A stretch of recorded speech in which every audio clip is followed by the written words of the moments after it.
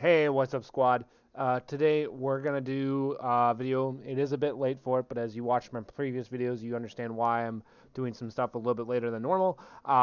So this here was the ban list, Letta, a limited, and a Reddit list posted by Dragon Ball Super on December 23rd last month. So we're gonna go over some of the cards that are on this list and just do a little discussion about what we think and if it's good or bad or if it helps or so on and so forth. So, for starters, from January 1st, 2023, three banned cards and one errata card will be added to the list. The first card on the list is BT10 Super Saiyan Trunks God Sailing Technique. Okay, good. It's about time. I am a green player. I do play Frieza. Do not get me wrong. I play Charismatic Villain. I understand that people have a big problem with that. But with this being said, Trunks, as their reason, they say this card has continued oppressive gameplay pattern against high cost battle cards without deflect, and its energy cost of 0 can easily stop major actions. In order to limit the card's effect on future Zen, we decided to ban this card. Okay? I agree. You can literally hit any card in the game. Doesn't matter if it has deflect or not. You can hit anything, and it makes really big plays really hard. And having the 4-drop Boo Unison easily available. Plus, I think there's a couple newer ones too, but most of the time it's a 4-drop Boo Unison that people run. That doesn't really get removed very easy because it's 20k double strike and blocker. Really hard to get rid of that. So God Seal just was an easy free play to stop anything big late game. I 100% agree with it. Now, do I agree with some of the other cards that are out there, such as, uh, you know, the Super Saiyan 4 yellow card, the Vegeta, the counterplay? Do I agree with that? Do I agree with Charismatic Villain? Kinda. I mean, I understand that they need some sort of changes as well too, but the whole thing about Charismatic Villain is Charismatic Villain doesn't hit Secret Rares, and as long as it has Barrier, you can't touch it. So I mean, there is that. You can hit other stuff on the board though with it, so that's kind of the problem with it. As for the Super Saiyan 4 Vegeta, I just think that's just in general a really good card. It does what Yellow does and it rests stuff, but do they need to get rid of them? I don't think so. So yeah, definitely this is going to affect a lot of blue players, especially with the Errata Bean before as well too. Blue's been getting a lot of hits as of late, so it's just very interesting to see what happened. So let's look at the next card. Super Saiyan for Son Goku Digging Deep. So we'll just take a quick peek because they have the cards listed here. So this one here is the limit one. If your leader card is Red Goku GT, Vegeta GT, and your life is 4 or less, when this card is used in a combo from hand, choose one card and it gets 5k for the turn. It's just a free combo piece at that point, and I think it was good for them to get rid of it. It also affected a lot of the stuff for the Goku GT decks for being played, so it affected a lot of the other stuff being played. Why did it go all the way back up here now? Sorry, boys, I gotta scroll back down when I click on these images. I didn't realize it was gonna do that. So give me a minute here. But yeah, I think that was really good because that Goku GT, the Vegeta Goku GT deck, has been on a hot run for a while, and I think that with that being said, it's really good to see a little bit of stuff done against it. Does it really hinder the deck? Kinda. Just because you're no longer having the Z charge for free, you're no longer having the ability to get an additional 5k. Interesting choice for the ban that over other stuff, so I'm just not really sure what their plan was there. Um, but again, definitely something to just keep out for if you're looking at playing the Goku GT deck.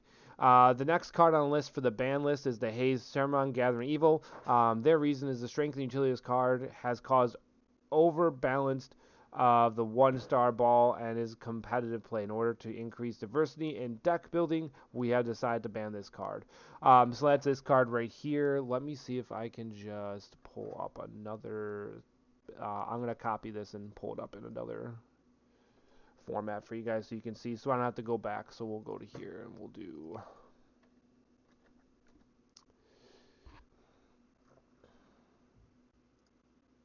Okay. So this card here, just in case you guys are wondering and you don't know what it does, it has a permanent. If your leader card is a red, a Shadow Dragon, you can reduce the energy cost them by 1, so it's a 1 play. And then if your leader card's a Shadow Dragon card, when this card is played, draw 1 card, and then at the 1 crack Dragon Ball from your deck to your Z Energy, and then shuffle your deck. So the Z Awakening on the Shenron leader has been ridiculously crazy. This helped a lot, and with this card not having a limit, one for being played, and everything like that, you can easily get stuff done a lot quicker. And then the active battle, if your leader card is Red Shadow Dragon and you place this card from your hand or your battle area in your drop, you can choose one Shadow Dragon and gains crit for the turn. So like just giving the stuff crit is just insane, considering the fact that you already have double strikes and triple strikes with a lot of Shadow Dragons. It's pretty insane how it all works in particular at that point. So, with that being said, I think it's a really good hit to the Sin deck. People will find other means to figure out how to adjust Sin, but definitely I think needs to be hit and was definitely a good call on them. The last card is the Errata card, which is the leader card. Son Goku, Super Saiyan God, Son Goku, Crimson Warrior. So we will take that card and you can read it. There's a lot of text to this. This card got hit, especially after the fact of, clear out the filters here. Got hit after winning the tournament, which was super interesting at that point. So it was a deck that I actually go to. Let's see if this pops up. There we go. So with that being said, this card won the Nationals, and a lot of people didn't see it coming. It was kind of an under the radar type deck, not necessarily a rogue deck in particular. A lot of people were playing it, and there's a big fan base for it, but no one really saw it coming at that point. So we'll read the before and after. So the front side, before says that active battle, this card is in a battle. You can choose one Saiyan card from your hand and discard it, draw a card, and then choose one card from your life and add to your hand and negate the skill for the battle. Awaken is that life 2 or less, or you place 5 Saiyan cards under this card from your drop area. You may draw 3 cards, switch 1 energy to active mode, and flip it over. Yeah, so that's before the errata. The after is if this card is in a battle, you can choose one Saiyan card in your hand, discard it, draw a card, then add up to 1 card from your life to your hand and negate the skill for the battle. The awaken side is now if your life is at 4 or less and you place 5 cards. So you have to have 4 or less life and 5. You get to do the awaken. I think that's good for it because it was awakening way too fast and it gave you a lot of different options, especially with spamming the board, restanding energy, giving you extra power, things along those lines. You were at high life and you were able to cycle through cards super quick.